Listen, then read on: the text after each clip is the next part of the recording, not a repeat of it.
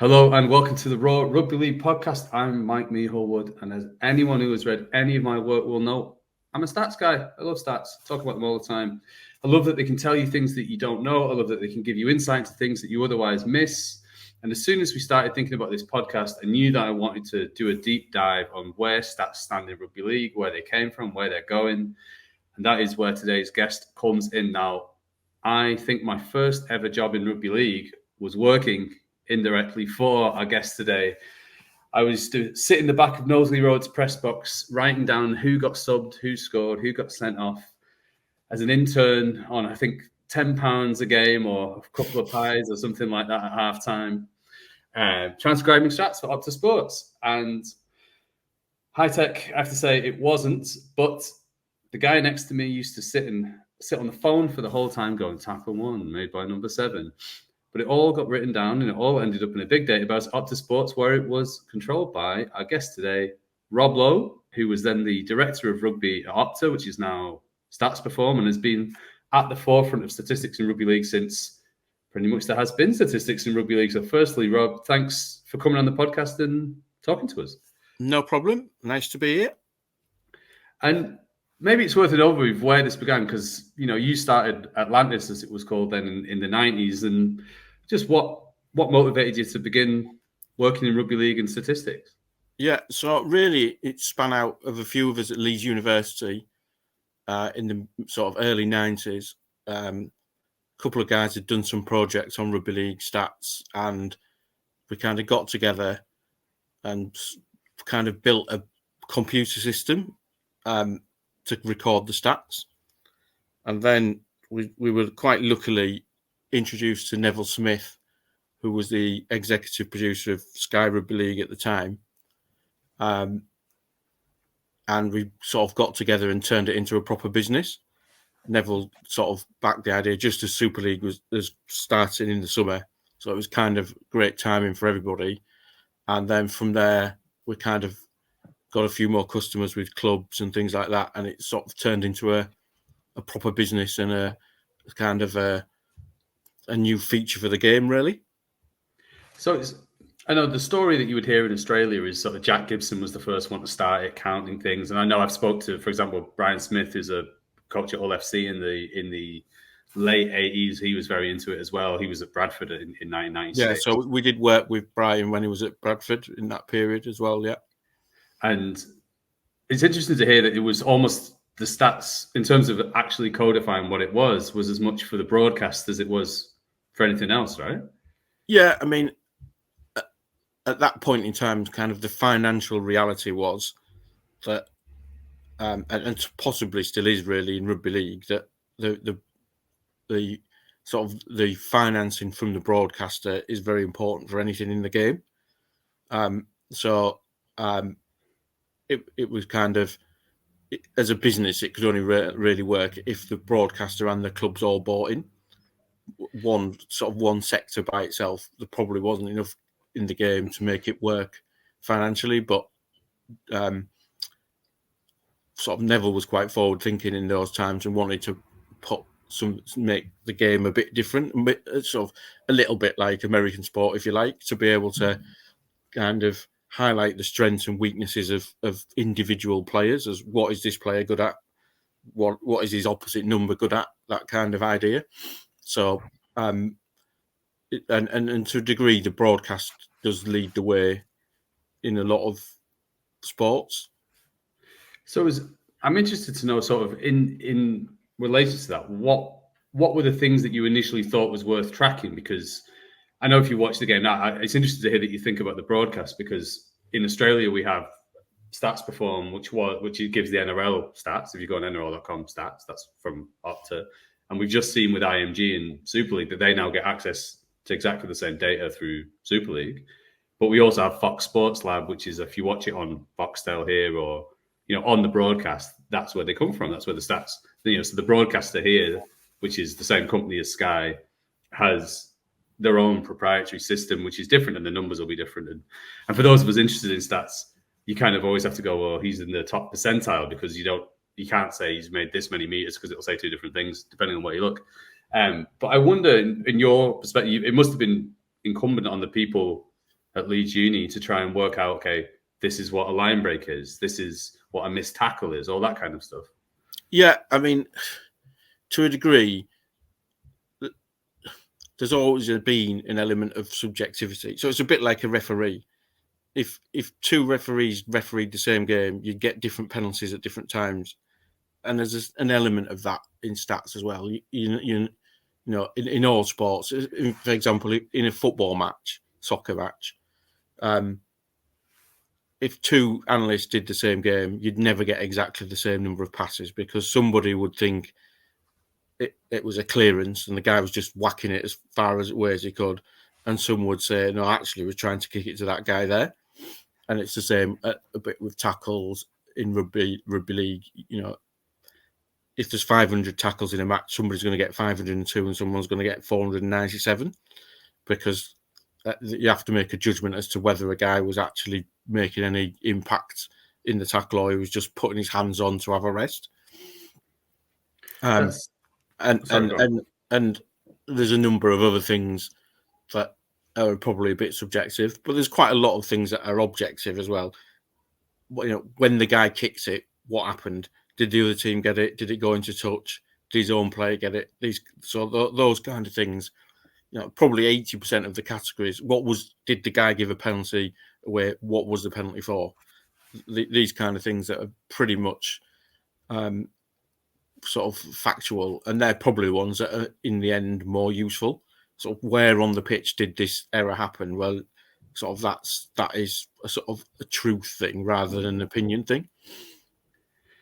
Yeah, it's interesting that obviously, like, the people see the stats appear on the screen, right? And it's interesting when it happens during the game, you know, because someone is there live coding that.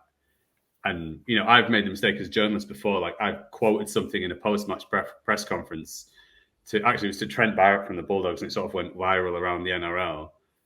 And then I found out afterwards the stat was wrong because it had been done off the stats that were live, which when they recoded it later, it became the number that I had said was very low was actually kind of normal. And I felt really bad afterwards because I kind of made him look a bit silly when it was a question I wouldn't have asked if I'd have known at the time. And I'm interested to know, back in the early days, like, because now a lot of that can be done through AI, it can be coded by 5 people at once. But I'd imagine in 1996 it was pretty low tech, right? Yeah, I mean, to start with, all our coding was done from the video anyway, and so for maximum accuracy, because coding things live is still quite difficult, but it was even more difficult then. Just in terms of getting data from A to B in those days was very difficult. The only way in the mid-90s you would have had to actually go to the game, because the technology now where most coding is actually done in an office with live sort of video feeds and very fast data transfer back to the broadcast and things like that just wasn't possible then. So in those days, all the coding would be done from video. I did spend an entire off season trying to work out how to operate the video from a computer through a series of very complicated messages that you had to send down a bespoke cable that we had made. So you could actually get the timestamps and you could fast forward from the computer rather than having to press a different button on a different machine. So that was, in its day, was quite a sophisticated system. But for the reasons you mentioned, doing it from video where you can watch an incident 3 or 4 times if you have to work out exactly what went on, in the same way that a video referee at the moment will watch an incident 3 or 4 times before they decide whether it's a try or not. It's exactly the same principle in the stats, really, that doing the game from a video is the best way to do it. But as technology has moved on, you can kind of do that in real time now. So if people are collecting the game live, somebody else can be going backwards and forwards on the video to check, you know, who actually gave that penalty away, or where did that ball go over the touchline, or whatever it might be. These things are the advancement in technology, particularly the kind of digital video, from where we were 30 years ago to now, that's made a massive difference in the ability to collect stats live and more accurately. And I'm interested now that there's an amazing book about this. If people are interested in the sort of subject, there's a book called Expected Goals that's just come out from Rory Smith at the New York Times. Came out about a year ago, maybe. But it goes into basically the same thing with soccer, and it obviously was the same company. A lot of it was being done from the office was in Leeds, maybe, or in Howden or something like that. It was in Yorkshire, and he was saying that people used to have to get on a moped and drive from London. They would get someone on a motorbike who would drive up to London and back to get the numbers. A bit easier in rugby league, where you're a lot closer to Yorkshire a lot of the time.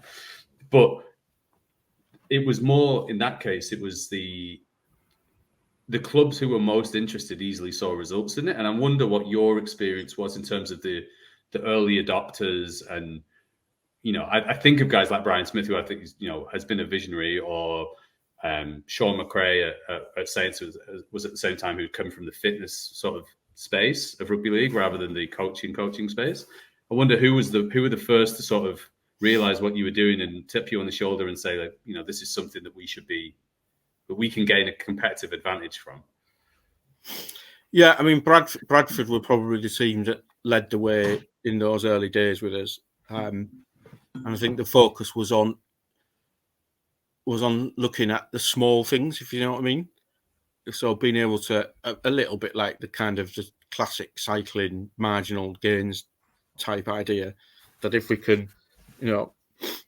can just reduce our errors by 2 or 3 per match, or if we can make our kicking a little bit better and force a couple of dropouts or whatever, and just using the stats to focus the players on the details, rather than, up until then, the stats were generally about quantity. So this guy's made 30 tackles, so he's better than the guy that's made 25. But if the guy who's made 25 has forced 3 errors and been winning to play the ball a lot, the guy that's made 25 probably is a better defender than the guy who's made 30. Not to decry the effort of the guy who makes more tackles, but it was more a focus on quality. So what we found quite quickly is you go from 2 or 3 teams once the video aspect was introduced, as well as the stats. So then people could actually then watch on the video these small details and actually start coaching the players. What you kind of found was you went from 2 or 3 teams to 12 teams within about a year, because it was it's a little bit because of the way rugby league works, and everybody knows everybody, and the adoption of ideas becomes across the board, becomes sort of universal. It was much easier to get a sort of a widespread adoption than it is in, say, football, where perhaps the managers believe that their way is the only way, and every manager wants to do it a different way. So, and then what you really found quite quickly is, players who weren't very good defenders, or players who were like very error prone, sort of disappeared out of the game, because everybody sort of kind of knew the weak players on the opposition, and they were able to expose them very quickly. So it did sort of have a bit of an effect on the style of play and the kind of player that was in Super League. Sort of took 2 or 3 years for that to find its way through. Was there something? Did you know at the time that this was something that obviously in Australia people are also looking at? Was there a conversation between the two competitions? Yeah, I think we knew that there were companies in Australia that did the same thing, but we didn't really have a lot of contact with them. So our system grew up sort of isolated from Australia, if you like. And I'm thinking in terms of the in football, we've seen, for example, with expected goals, and for any Australians who don't know what that means, don't worry, it's pretty even in soccer. A lot of people don't think it exists, but it's basically a mechanism where it rates shots based on how likely they were to score based around other shots from the same part of the field, headers, volleys, penalties, etc. And what you've seen is that as that has filtered through clubs, teams now take shots closer to goal than they used to, and the data can prove that as well. At what point did you think something that I've done with the numbers has changed the way that rugby league is being played on the field? Yeah. I mean, probably almost all the way through, really. After that 2 or 3 year period, certainly the game has evolved now to a situation where field position is king. So, and as you find in both codes of rugby, teams want to get the ball in the opposition red zone. And until they do that, they're not going to risk giving the other team the ball in their half or their red zone. So teams have become very conservative in their own half, and the ability to win the ball off the other team in a advantageous situation has become the key to the sport, really, I think. I think that's probably been driven by stats and numbers. The teams have the evidence that method works, so they all do it that way. Yeah, it's the tyranny of the completion rate, which I think that's quite impressive. We've got 16 minutes in, and my hatred of completion rates has finally come out. It didn't take very long, but in terms of, I would say that the completion rate's a slightly wrong way of looking at it, because it's more about the where, if you know what I mean. Yeah, exactly. Yeah. So just completing your sets but never getting close to the other team's line is not going to do any good. And failing to complete a set 10 yards from the other team's line is probably not a problem. Dropping the ball in your own 20-metre area is a disaster. Yeah, I'm thinking now, just because we're speaking relatively recently to the World Club Challenge, where Wigan basically played 100% completion to halfway and then complete attack on every play afterwards, which is kind of exactly what the numbers would tell you to do. Get as far from your goal as you feel safe with, then attack on every play. And I'm interested because I've watched back games through the years, and the one that sticks out is the 96 Cup final in England, which any Australians should go and watch because it's a very entertaining game, but there's very little, I'd say completion rates maybe weren't a big thing then, because they're attacking from everywhere, and that's what makes it so entertaining as sort of a neutral, or as someone who's watching it from 30 years in the future.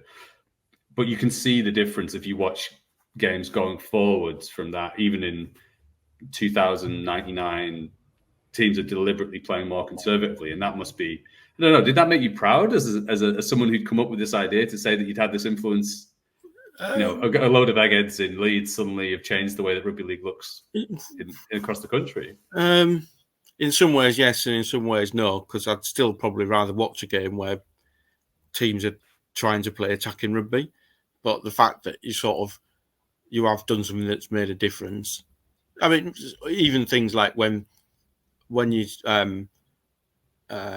you see the commentators on the TV talking about a stat name that you actually thought of. That sort of makes you think, well, I made a contribution to the world, kind of thing. So, it's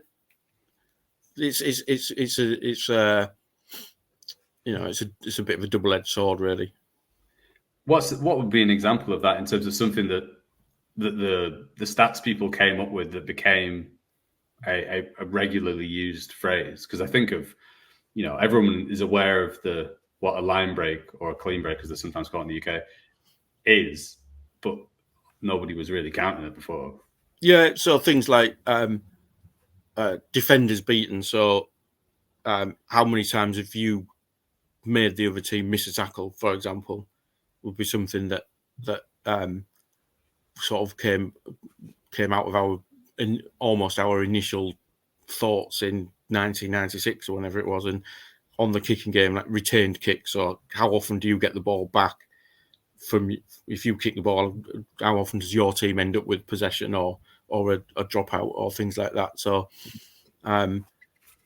yeah, there's quite a lot of things that there's quite a lot of things that we invented, and quite a lot of over the time. Coaches would, particularly in those early years, coaches would come up with ideas. Can you count this? Can you count that? So there was quite a big evolutionary process in those first 2 or 3 years. Whereas that sort of slowed down recently. There's not so many new things being invented now, other than obviously there's rule changes that have massive effects on the game, like set restarts. So you have to, introduce the way to count them, and they're different, obviously different to anything else that went before. So there's always sort of some evolution of the laws of the game. So it's interesting you mentioned there that obviously it's a two-way dialogue between. I always find with, especially when you mention stats, there's some coaches you speak to who do across everything, and they've got analysts, they listen to their analysts, and there's some even in the NRL now where it's a multi-billion dollar business. Like, you still have guys who just don't think they can learn anything from people with laptops, and it's interesting that I wonder back then what were the sort of things that coaches were coming to you and saying, please track this because I'd like to know. I've always thought, I've always thought this X hypothesis and I'd like it to be proved or disproved, or what would be an example of that? Yeah, hard to remember back now. It wasn't quite as often the hypothesis. It was more just new ideas of things to count at the start. So for example, Brian Smith was big on that defensive win type stat on the who dominated the tackle, which was probably quite ahead of what the game was thinking in those days. As you sort of go back to that cup final where it was 40-32 or something ridiculous like that, and there was but it was probably kind of looking at new subsets of, all right, so can we look at these different types of kick? So so you end up going from 3 types. It's going from like an attacking kick and a territory kick, where we probably started, and then suddenly your attacking kicks become split up, so it becomes chip and grubber and cross pitch and bomb, and then other kind of elements to that. So, but it was interesting how you mentioned laptops, because when we started doing this, you would have a meeting with a coach and they would be writing stuff down, and then within a few years you'd go into the coach's office and everybody was working on a laptop. And the interesting thing I found about rugby league, because we worked in rugby union and football and other sports, very much because of the sort of shortage of money for coaches in rugby league, in terms of the number of coaches, most of the rugby league coaches learned how to use the systems themselves, whereas in other sports they would just pay somebody else to do the video analysis and whatever. But by necessity in rugby league, all the coaches had to sort of get stuck in themselves. So that probably is a little bit explains why that sort of cross-pollination of ideas happened, because everybody was using the system themselves, rather than in football where the managers, because they didn't have to use it every day, they don't quite buy into the ideas or the creativity of sort of the evolution as much. Yeah, I wonder if that's the difference between the UK and Australia as well, because I think in general the UK would have fewer support staff even now. If you're part of your job as the head coach is that you have to deal with this, and or if you don't deal with it, you'll be left behind. And I can see why that would help you in a sort of a professional development way. And I'm interested in terms of, like, obviously you mentioned that you work across several sports. Where would you put rugby league in terms of an adaptation, sophistication as far as data is concerned? Because I know I've worked across football and cricket, and in cricket it seems like people picked it up immediately because they could see it'd always been part of the game, counting averages for 150 years and stuff like that, and they could see where it fit into their worldview. Whereas soccer, I think, compared to NFL, NBA, baseball, especially, perhaps a little bit slower. Where would you put league? Yeah, so I think so. Certainly, rugby league was a very strong earlier adopter of this, and if you probably go back 20 years, it was probably ahead of almost every other sport. But I certainly think it's a video-based sport rather than a data-based sport, if you see what I mean. So in football, there's a lot more kind of use of the where you talk about the expected goals kind of idea. There's a lot more use of the data in recruitment, for example. Whereas in rugby league, they'll probably watch the video before deciding to recruit players, because there's a smaller market of players, so there's fewer players to watch. But in football, where there are thousands and thousands of players, you can't really watch all of them. The data needs to do a lot of the work. So the data, the kind of using the data more like search this database and find me 10 players in this age bracket who meet these criteria, and then they may watch those few. And the same, I think, cricket, very much a data-driven sport. If my left arm spinner bowls at this batsman, is that more likely to be successful than if my off spinner bowls at this batsman, kind of thing. And using the data over long periods and big sample sizes to try and work out the most effective way to play. Whereas rugby league, I think it's more coaching by video, and in that respect, it's probably not changed that much in the last sort of 10 or 15 years. Yeah, it's interesting because one of the things that someone who writes about stats, right? I talked about it a lot, probably too much. People tell me great fun at parties and all that, but one of the things that people say, the only stat that matters is the score or whatever. And I often say, well, it's not. One hand doesn't work without the other, as far as, especially in rugby league, that you can have the stats, can tell you X, Y, and Z, but then without the tactics, which is the video, to say, well, okay, so this suggests that if we change this, but you have to be able to explain it to people, which, I think is the problem. And I guess it comes to, there's two questions, which is, where did your work fit in with the coaches in the video? Were you sort of, providing them ammunition to tell their players? And I guess the other part is, we can go back to in a minute about the TV, about how the public understanding of it, because I feel like that's something in which other sports is far more advanced than it is in rugby league. I mean, that's, I guess, not the stats fault so much as the communicators of it. But firstly, on the teams, were they coming to you and saying, this is what we think this data can do? Or were you going to them and saying, this is maybe what you should be looking at? Yeah, a bit of both. I think in the early stages, we were going to them. I think there's three areas where the system was useful: improving your own players, analysing the opposition, and recruitment.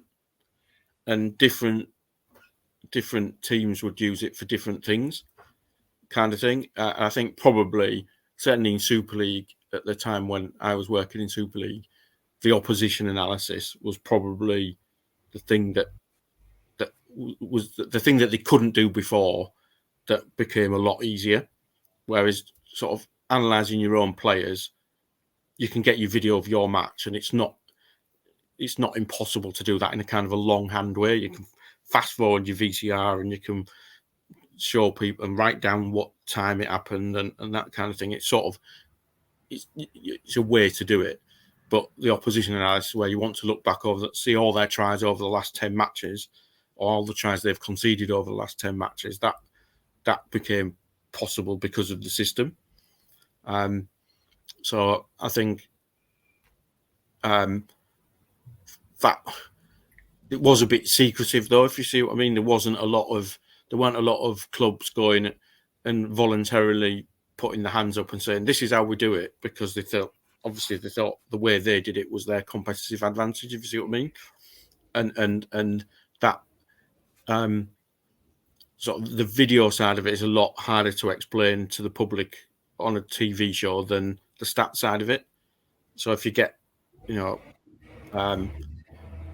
I'm trying to think of a good example. Say for example, in cricket, if they put a stat graphic up when the game stops for 30 seconds in between the balls, the commentator can talk about those stats and try and explain what they mean to the viewer.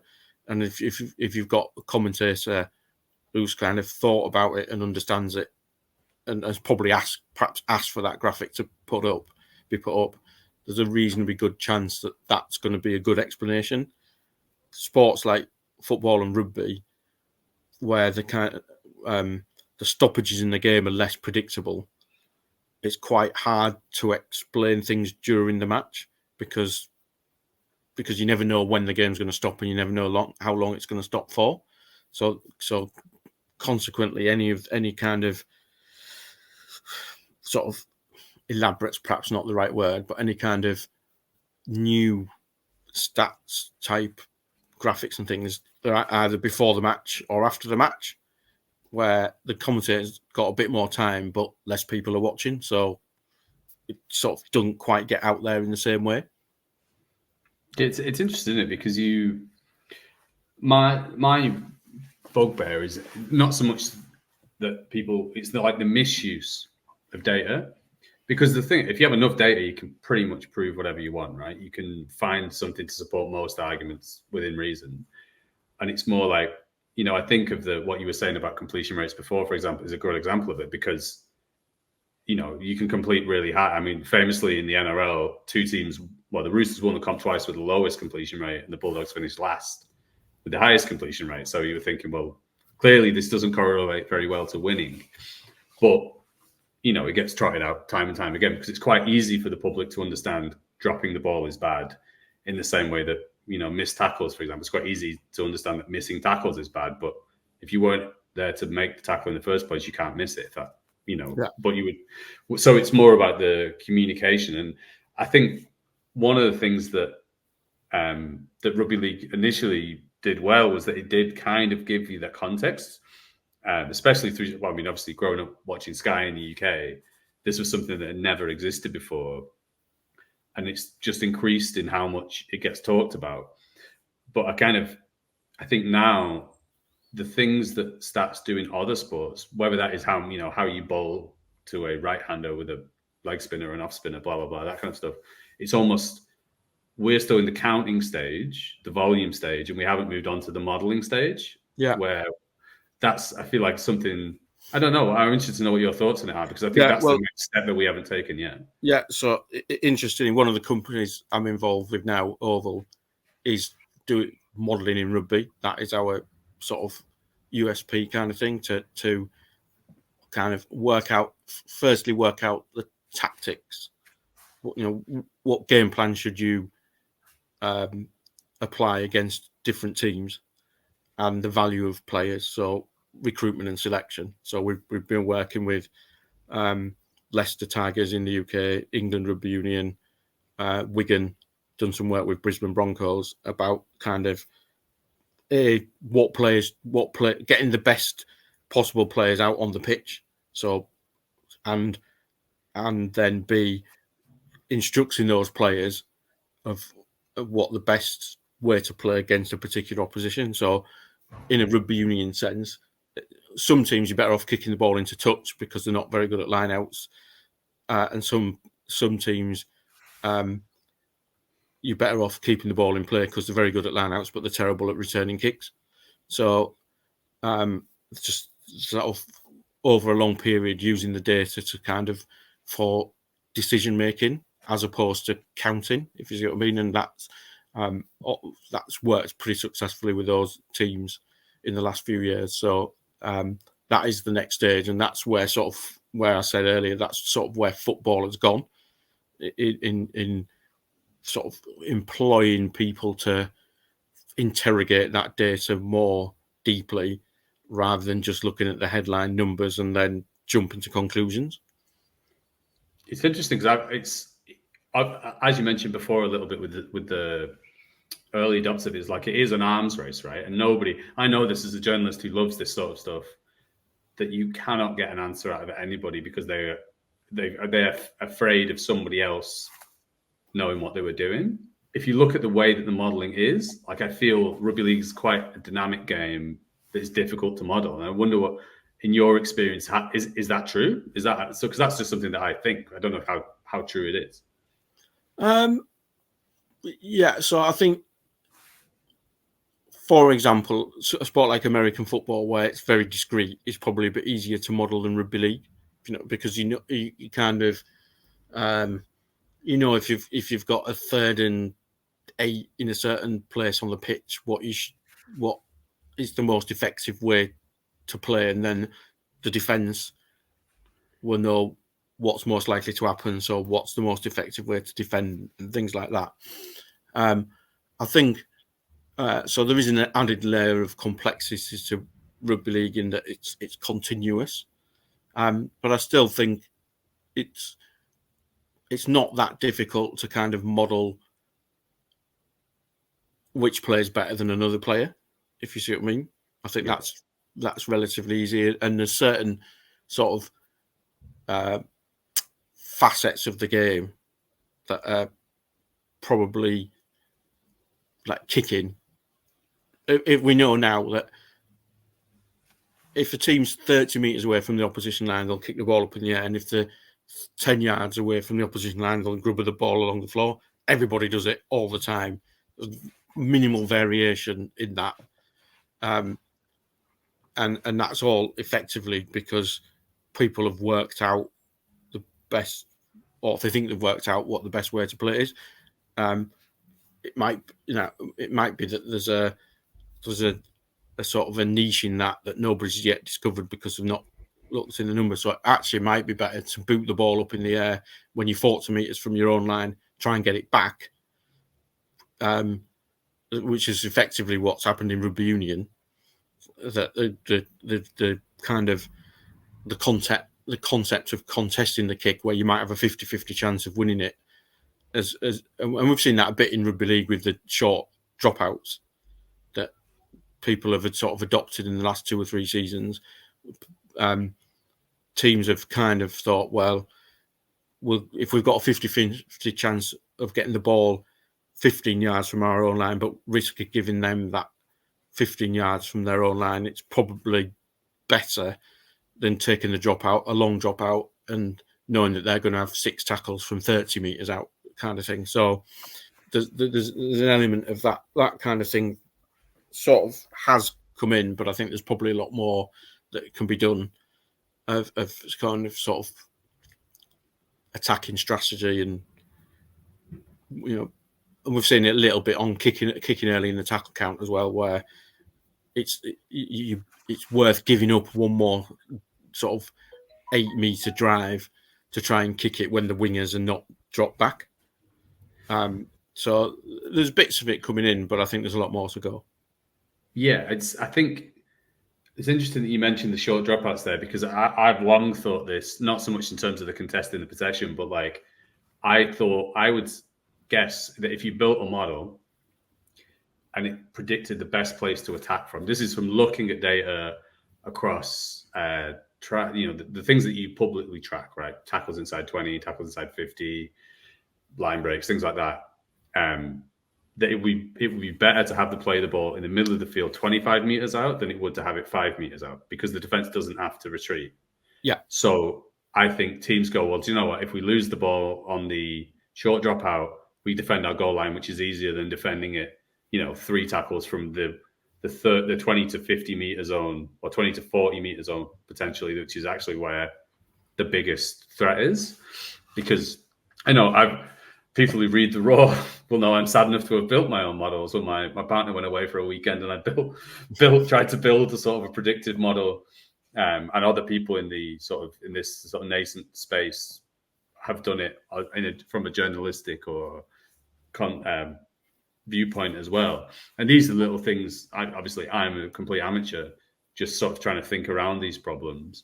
But to me, this is something that I think it's more like, I suspect that if somebody built this model, this is what would happen based on the shit model that I built, But I wonder, I only say this because the one I built was sort of a probabilistic one in terms of trying to discern which stats best correlated to winning. And then could you build kind of like, it was actually the one step above the expected goals thing in football, which is the expected points. So if you work out expected goals, you can then work out a split of the 3 points or the 2 points in rugby league.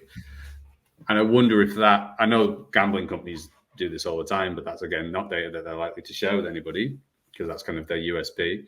But I wonder if, has that ever entered into what you've been thinking about? Because, you know, rugby league is a sport essentially organized around gambling, as most sports are organized around gambling. Yeah. From time to time, it's come up. The problem with rugby league and gambling a little bit is it is a bit less random than some other sports. So generally in rugby league, the team that plays best wins. You know, the team that dominates the possession and the territory and creates the more chances, you know, the more opportunities to score will win. Whereas sort of others, like football particularly, is quite random. You can have far more shots and good, better chances than the other team, and the goalkeeper pulls off a few saves and you miss a couple of sisters, and then the other team just gets a penalty and you lose. So, you know, you'd never, for example, we've seen some football matches where a team has 25% of the possession and wins. Well, that just will never happen in a rugby league game. And rugby union probably falls somewhere in between, I think. So it's the probably the models are a bit less important in rugby league, and the other thing, just as a sort of a market factor for rugby league, is there are not very many rugby league matches in a year compared to other sports. So sort of bookmakers and companies in the betting industry, they just don't get that much of a return by spending a lot of data science time on rugby league because there just aren't enough matches to make it worthwhile. So it's probably somewhere near the bottom of the pile. Whereas, you know, a sport like volleyball, for example, where it's possibly not as high profile in the countries where, even in the countries where it's played, it's not necessarily the most popular sport, but it is played in a lot of countries, and there are thousands and thousands of volleyball matches every year.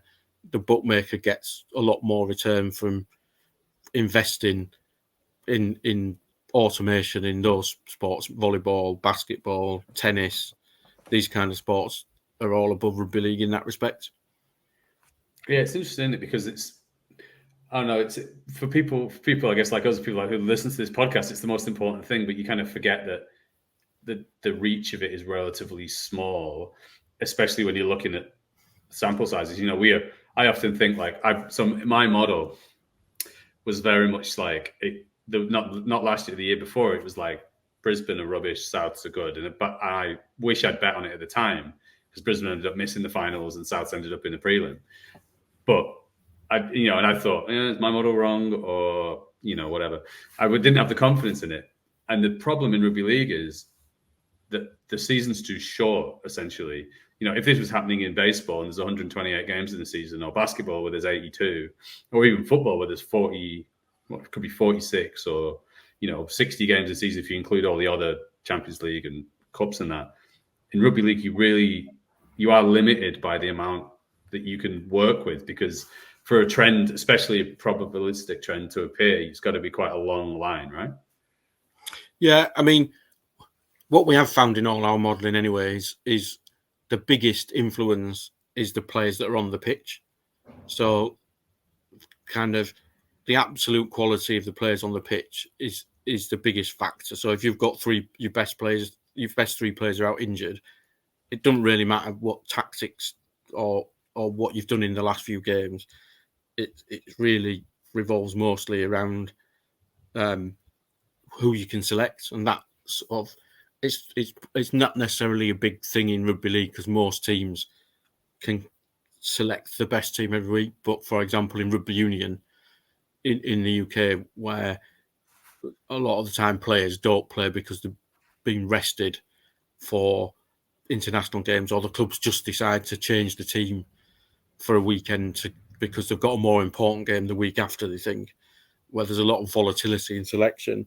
That really has a massive sort of effect on the probabilities of the outcome. I wonder, and so one of my theories, and this is yet to be borne out, but this is very much still a theory, but I think the way that teams play now, especially the good teams like Wigan and Saints in England, Penrith and Cronulla, I think are very good at this in the NRL. They try and limit how much influence one player can have, and they're trying to change what you're saying essentially, which is that if you can make more players interchangeable, like I think of Melbourne Storm have been very good at this, where they might have 3 or 4 players who are elite and the rest are kind of jobbers, like you could fit them in around the good guys. And I wonder if that's what we'll see eventually, is that they're trying to change that, because it's a lot more difficult as we get longer suspensions, more HIAs that might rule someone out currently for 1 week, could be 2 weeks in the future. I think we've generally seen more injuries, that this is kind of the next step, is trying to square that circle. Yeah, I mean, my belief over a long period of time in UK Rugby League is that the same teams always win, because in their roster, their players from kind of 18 to 25 in their homegrown juniors who are better than the other teams 18 to 25 and cheaper, because Wigan and St Helens and Leeds, for example, historically over the years have had the best young players, and those young players have when a first choice player gets injured, they can step in and be nearly as good on half the salary. So consequently, they can make the best any players that they get through free agency or their own homegrown players, where they have to kind of put them onto sort of senior contracts. They can pay them more because they're not paying the players outside the best 17 as much money, and that I think, going to your point of sort of the depth of the players in the team, in the squad, that is important. So when a player can't play for whatever reason, the replacement is almost as good as he is, and that makes a difference. Where I think there's a lot of other teams where the drop off is bigger, and as soon as certain teams get 3 or 4 first choice players injured, they're kind of done for. Yeah, it's interesting, because a lot of what you find, I think, the more data you look at, it kind of confirms what, if you've got my dad and my granddad to talk about this, they go, well, the teams who produce their own players tend to do better is hardly a revelation. But when in a salary cap sport, if you can be Penrith, you've got a huge junior nursery, whose second grade team has got, or Cronulla have got an unbelievable second grade team, the Roosters have an unbelievable second grade team, then you can go, well, if this guy gets injured, the next guy up, who's we have a top 30 in the NRL, who's number 28 on the top 30. If your guy 28 can be better than other teams' guy 28, like at some point you're going to need that player to play in the first team. And it does stand to reason that would be the case, that if you are Wigan or the Panthers, they'd be the best 2 examples, St Helens and the Broncos, for example, because they have the better juniors, every other team has to buy that junior in from somewhere else, which costs more money. And it's kind of, I wonder what your view is. It's a good place to end, is how much, across 30 years of working with this, how much do you learn that is new, or how much confirms kind of what people had always said? Because that seems like the sort of thing that people would have suggested. That is a really good question, actually. That I think, on balance, it's probably more that it reinforces people's initial views, and it's probably less often that you get some kind of eureka moment of, oh, I didn't know that, or that's completely opposite to what everyone thinks. The thing is, if you're the people who can find out that kind of opposite viewpoint and implement it, where all the other 11 teams are doing it one way and you're the one team doing it a different way, and that different way happens to be better, It's a bit like Formula One in a way, that if some car designer comes up with some brilliant new concept, suddenly that car wins every race for 8 races or something until all the others have caught onto it. So you can get that competitive advantage by the 1 in 10 things that you discover that are not what the world already believes. Yeah, I guess that's what, like, it's all a tapestry, right? Like, it doesn't work. I would say if the data doesn't work without the coaching doesn't work without the recruitment, and they all kind of inform each other. Like, you need to go to the coach and say, I would like this sort of player. He then takes it to the spreadsheets and goes, okay, who is this sort of player? And then it goes to the back of the back room who go, okay, or the front office who go, okay, how do we get that sort of player? And it all kind of informs each other. Yeah. But the best argument you can make for data is there was a famous NHL quote, was that the sports analyst would just say, well, I'll save you $1 million twice a year because I'll tell you who not to sign. Yeah, and that I think certainly in football, that's a big thing. Is kind of not wasting money on people who are not very good. But going back to rugby league, I think we've got a very interesting case study about to happen in the UK, where from next year, where the tackles need to be lower. So nobody really knows which players are going to be good or bad when the tackle height has to be lower, both on the defensive side, which players are going to be able to do it and not give penalties away and still be good tacklers. And on the attacking side, what does that mean for the attacking players? Will some players become more effective because suddenly they have to be tackled lower? Yeah, I'm thinking now of the Jason Saab at Manly, or the incredibly tall player who's suddenly got loads, who previously was great to catch things at the corner, but suddenly he's got loads to aim at. Whereas the Brian Potter style winger, whose every tackle is going to be at head height because of the way that they run. I think that's yeah. So it'll be interesting to see how that shakes out. So there'll be a bit of disruption to the game from that, and I think probably if teams are smart enough, they can probably use the data to get ahead of it a little bit. Yeah, it's interesting, isn't it? Because I think it's rugby league's interesting, isn't it? Because we change the rules so frequently. If you look at cricket, how many rule changes there's been? DRS has kind of been the big thing, but like the rules are broadly the same as they've been for years. So you've got sample size. You can actively compare what Virat Kohli is doing to what Viv Richards was doing. It's not that different. The capturing is improved, but in terms of averages and number of hundreds, whatever, it's the same. Whereas in rugby league, to try and compare what Herbie Farnworth does to what Mal Meninga does, it's basically impossible given the context of the rules that they played in. And I guess this is going to be the next step of it after the 6 again.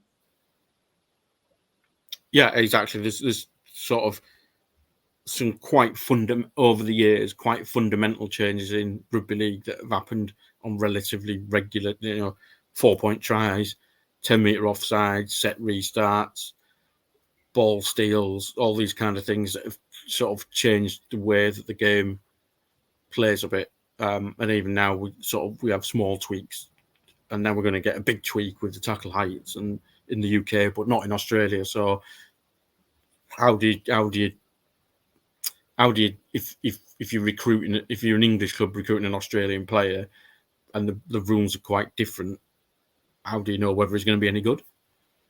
That's a super interesting place to end it there, because I think we're going to throw forward.